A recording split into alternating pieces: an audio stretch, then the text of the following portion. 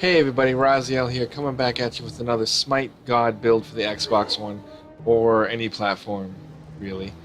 This week we're going to be going over Osiris, the broken god of the afterlife. He's an Egyptian warrior that I consider to be the bully of Smite. You know, when I play him, I get up in people's faces, I push them around, I initiate, I instigate, I do everything I can to cause a little bit of chaos, etc.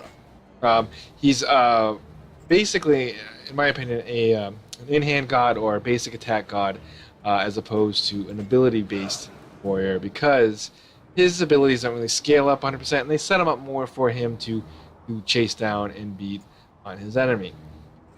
So this video is primarily for those who have not used Osiris before, are just starting to use Osiris, or haven't used them in so long they need a little bit of a refresher, which I fell into the latter there for the last one, because I mastered him as I was mastering all the gods, and then I put him off to the side and didn't pick him up again until recently. I'm like, you know, I'm going to pick him up. I've seen what people can do with him. I want to be able to do that too. So this video we'll be going over his abilities, or his kit, as I call it, his relics, his item build, which are primarily going to be for conquest, and his fighting scenarios, combos, when engaging the enemy. If you enjoy the video, please hit a thumbs up and or subscribe to the channel for future Smite God build videos and other Smite related videos that I occasionally upload as we go along, plus extra content that I am starting to generate. You can also catch me live on Twitter and Twitch at Razzalum_Inc, as you can see at the border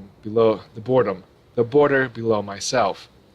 So, before we get started, let's go over the housekeeping that I always seem to have going into these videos, and that is when we go over the kit. I use the Savage build on the Xbox One. Because of this, it made my button layout down there will differ than yours if you don't use the Savage build, or button layout. If you use the PS4, obviously going to have different buttons because they use shapes instead of letters, and the PC and the Mac have a completely different UI altogether. That being said, when I'm going over his kit, I'm going to be calling him out as 1, 2, 3, and 4.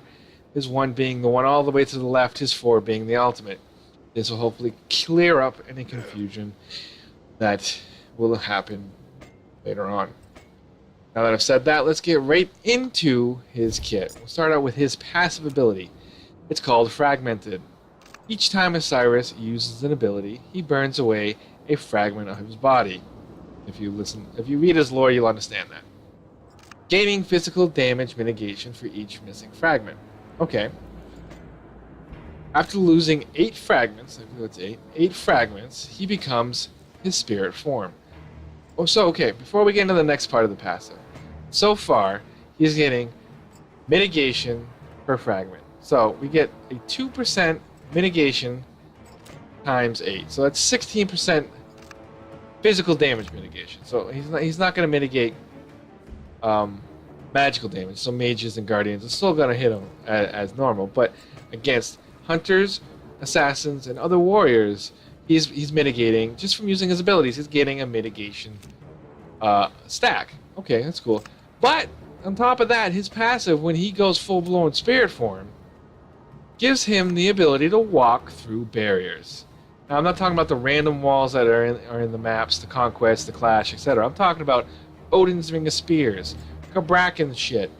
You know, he can just walk right through it. What the hell, you know, I don't need to worry about it. I'm freaking spirit form.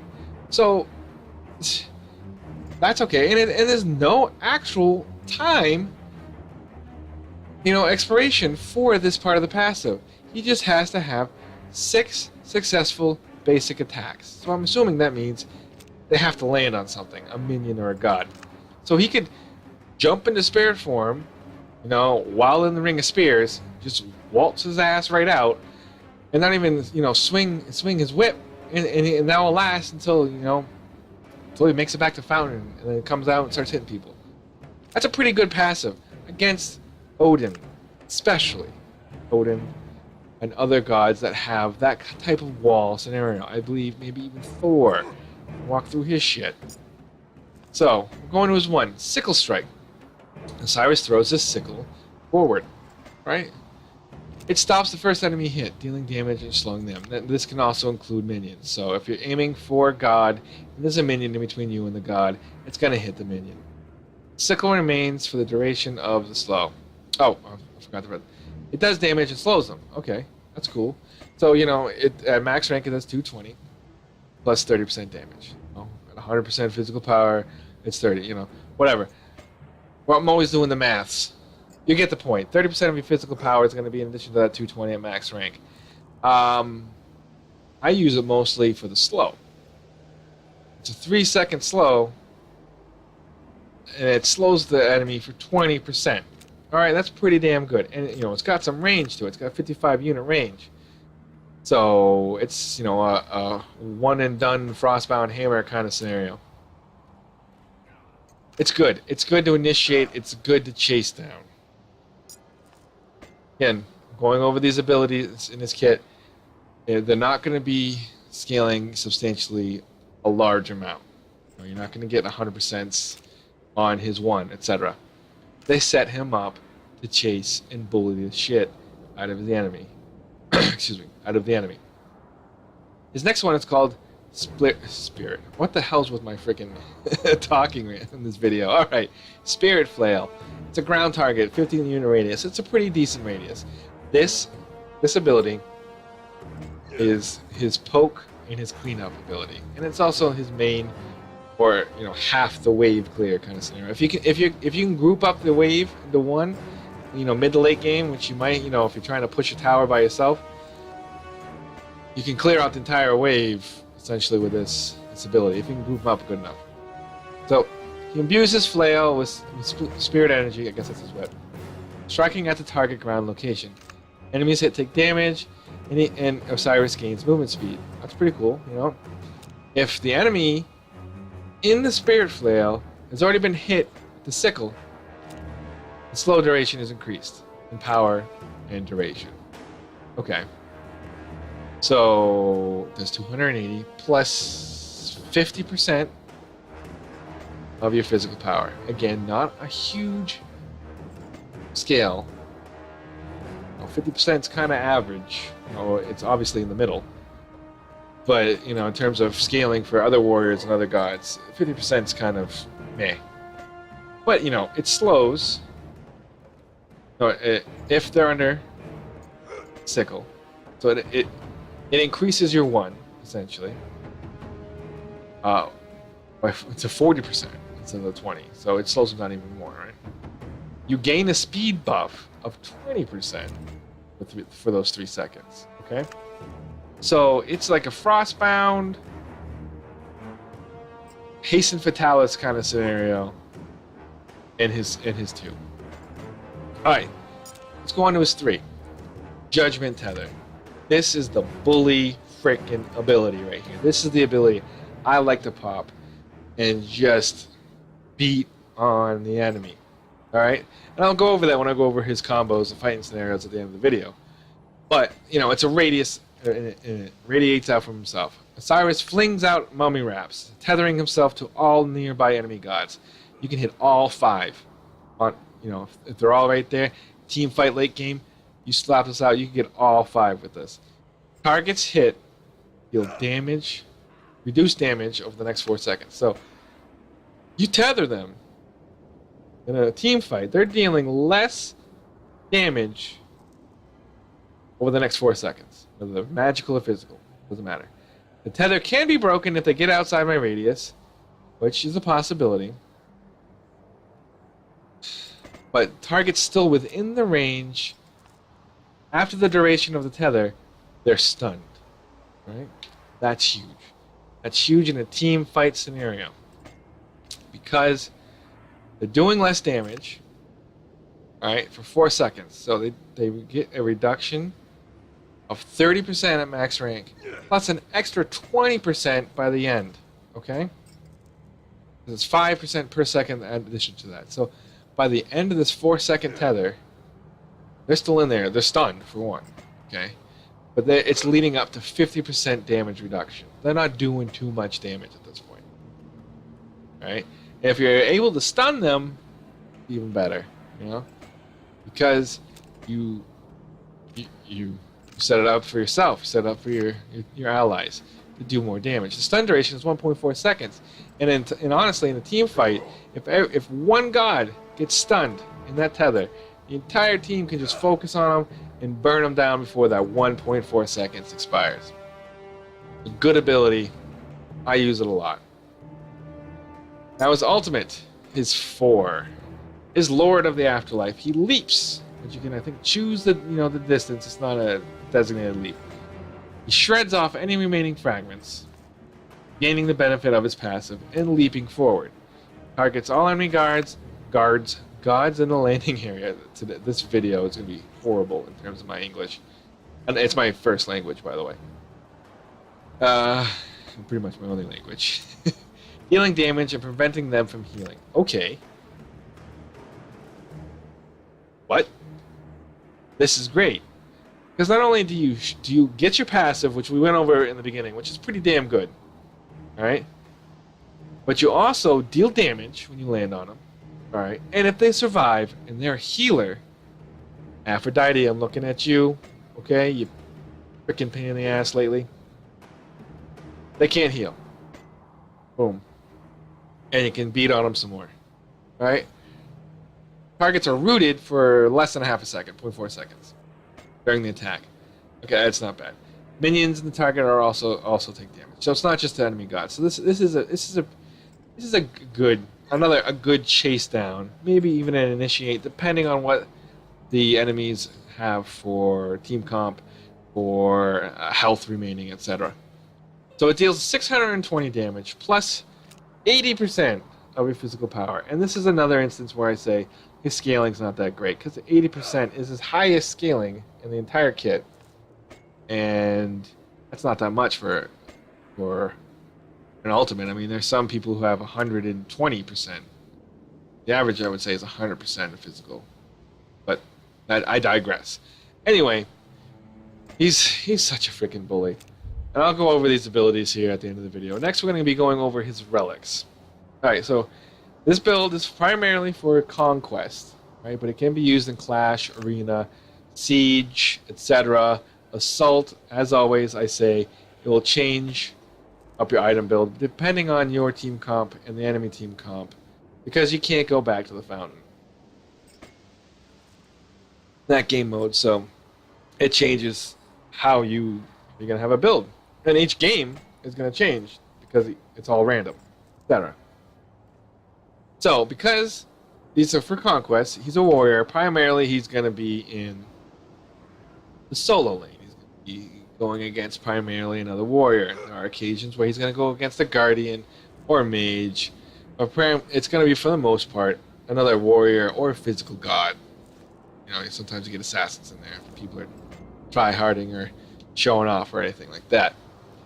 So, your first item, your first relic is most likely going to be teleport here. Solo lane, the tower is the furthest away from the fountain. It takes the longest to get there.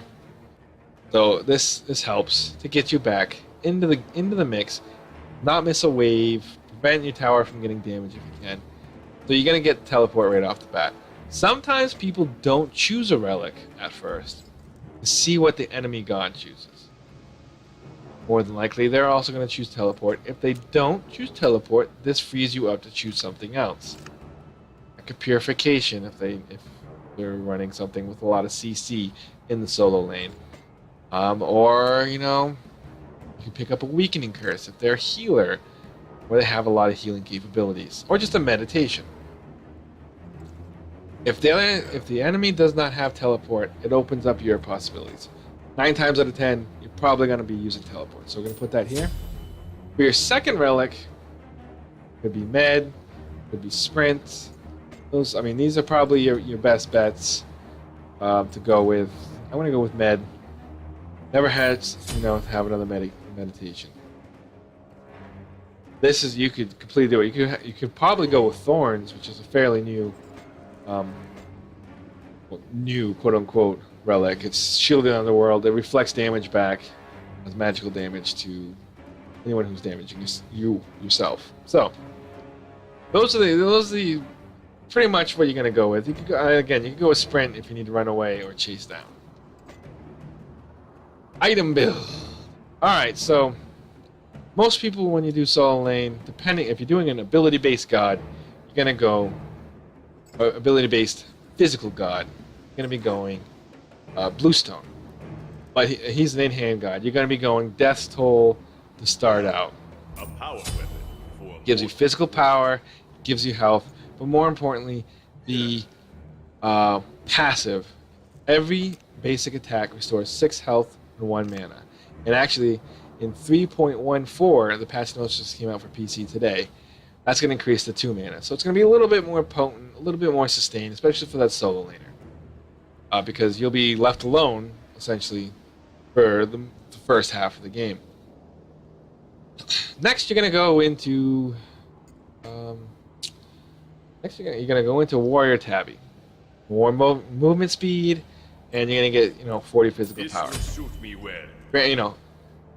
You gotta want physical power because even though you don't have good scaling in your abilities, in your kit, you're gonna still be hitting them with in-hand basic attacks. So you still want to do a fair amount of damage. Next on the list, it's like I said, you're gonna be pretty much going against a physical god. You're gonna want to go Breastplate of Valor because it gives you 75 protection against physical damage. It gives you extra mana, which is always beneficial in the solo lane. And it gives you cooldown reduction. So right there, reduction's great, mana's great, and then you do a little bit of more mitigation against the enemy warrior. They have a warrior, etc. So after that, standard. Wow, this recommended is kind of poop. All right, so your next item is gonna be Frostbound Hammer because you're dealing damage. This will slow them down. And I know you have slows in your kit, but when those slows run out, Frostbound Hammer will continue to add or refresh a slow on the enemy. Keep them closer to yourself so you can beat the crap out of them. Gives you physical power, not a lot, gives you health, which is great, but again, the passive gives them 30% movement speed reduction and attack speed reduction for 1.25 seconds. Oh, so 30% slow, 15% attack speed. That's pretty good.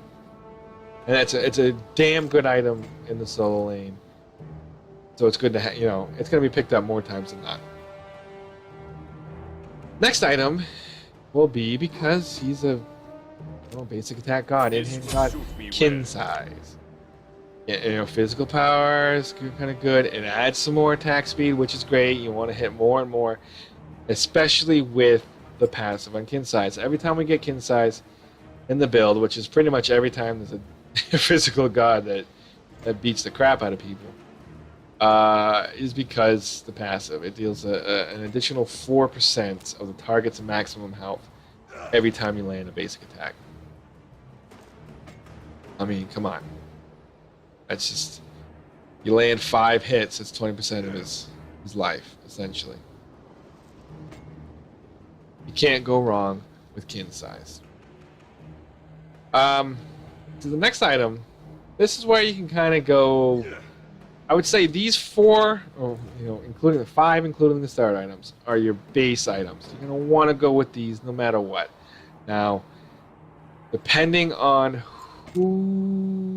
where you are, if you're ahead, if you're behind, you're gonna want to get rid of Death's Toll at some point. So you're gonna want to pick up a lifesteal item. Now, of the two, I would choose is Aussie or Bloodforge.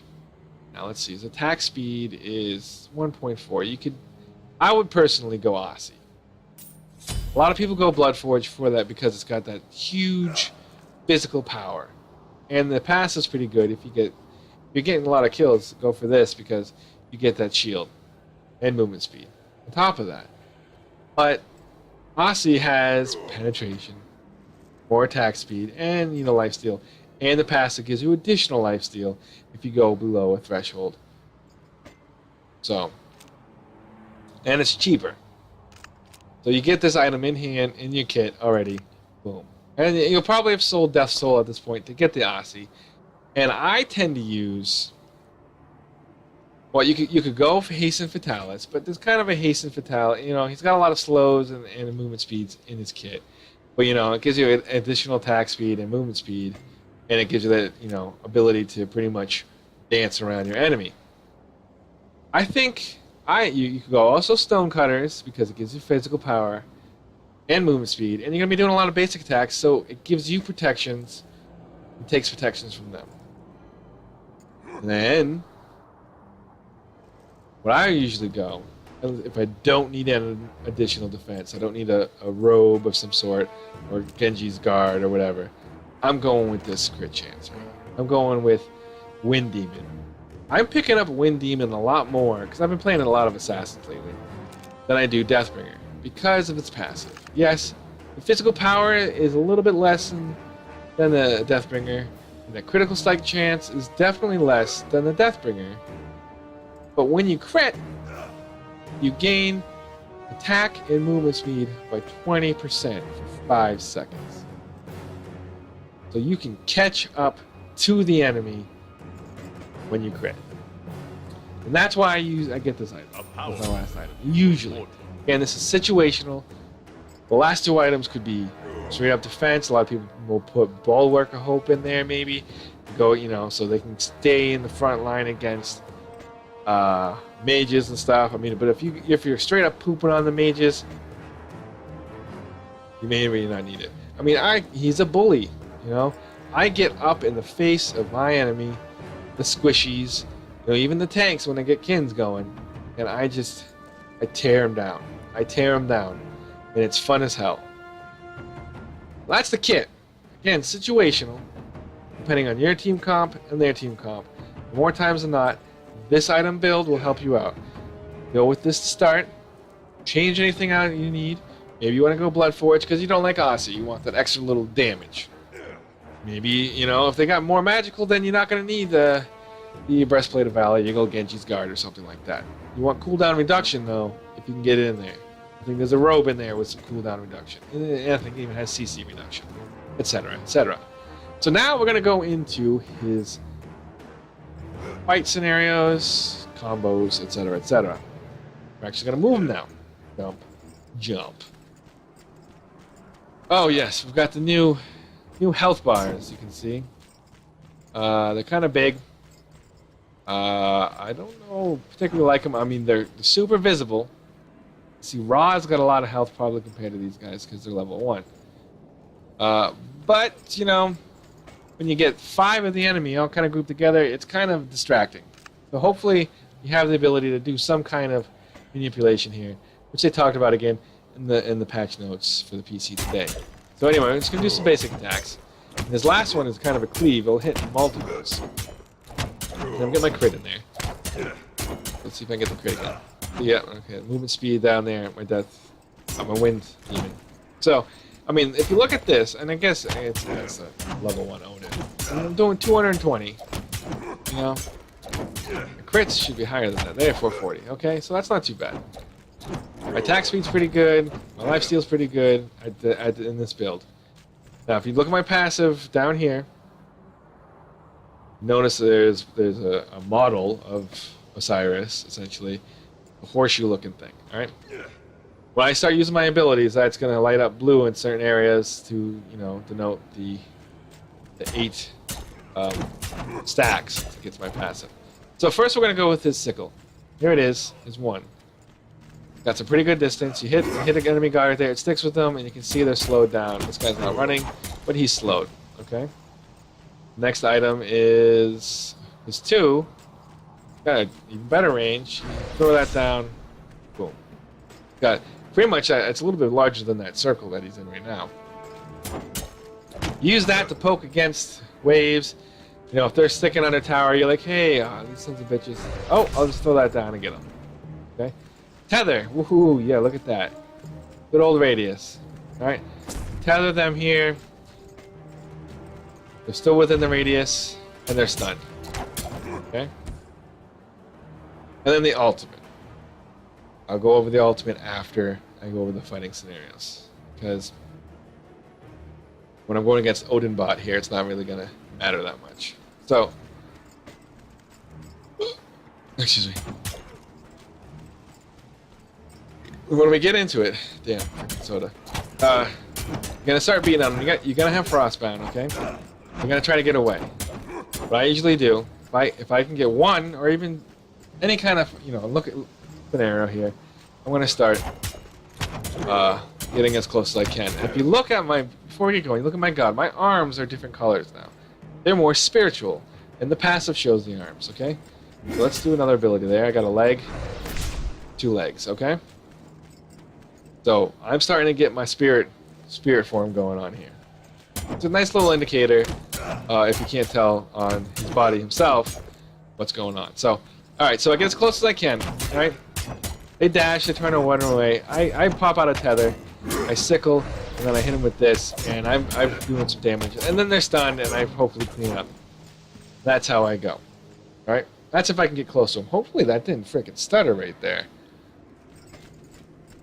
If they're being pretty passive and they're trying to get I can't get super close with them for the tether. I'm gonna pop out my one here, hit him with the sickle, pop the tether, hit him with this, slow him down even more, and then beat on him some more. And you wanna kind of dance around him as you can, confuse him, bully the hell out of him, etc., etc. Now I'm gonna run here. I'm gonna run through the entire kit with initiating with his ult, okay? Now, you can go through the combo I just did, and if they get away, they get outside your tether, they're not stunned, they're running the hell out of dodge, you can use this to follow up. So pretty much you just go right here. Notice, I probably already went through my passive when I was doing all that shit, so I didn't even notice. I have 3 of 8 passive stacks right now. So I'm gonna ult on him, and it's gonna shed my shit, and then boom, boom, stun him, tether, sickle, spirit flail, boom, boom, boom, stunned. Oh, eat it, dead. That's the scenario right there. You rinse and repeat, and the tether. A lot of people don't understand the tether. I'll admit, when I first was mastering this god, I tried to use him more of ability based than an in-hand god. He's in hand. You want to be up close to him, as close as you can, beating the shit out of your enemy god. You want a sickle, you want a spirit flail, you want a tether, and then clean up with the ult. Right? 1, 2, and 3. Okay, in terms of what you want to build for ranking your abilities, I usually go his 2 first, because that's just going to be his main poke, alright? Main poke. I mean, for the tether here, you're gonna get the stun no matter what. The damage reduction is the only thing, So you're gonna try to max out your 2 first, followed by your 1. Ult whenever you're forced to, because I really only don't use the ult that much. And then last would be your 3, because all you're really gaining is the damage reduction, and that won't come into huge play until mid to late game when you're doing team fights primarily. So again, 2, 1, ult, 3. That's the order you want to rank up, as you can. I hope this video was helpful to all the new people playing him. All the people who need a refresher. He is a bully. You want to be up close and personal, and instigating, initiating, confusing, and just disrupting the enemy, front line, and all. If you like this video, please, again, hit that thumbs up, subscribe to the channel for future God guides, random matches, and other content that I am starting to upload more and more. You can catch me live on Twitch at @Razilum_Inc. I'm hitting up at 2 nights a week now, with Fridays being my Smite nights, and Tuesdays being a random stream doing whatever the hell I want. Twitter, Razilum_Inc. is where I post what I'm streaming, when I got new updates, etc., etc. I really hope you enjoyed it. Next week we'll be going over a Guardian, and I will see you guys in the next one. See you! Again, I don't know what the hell that was.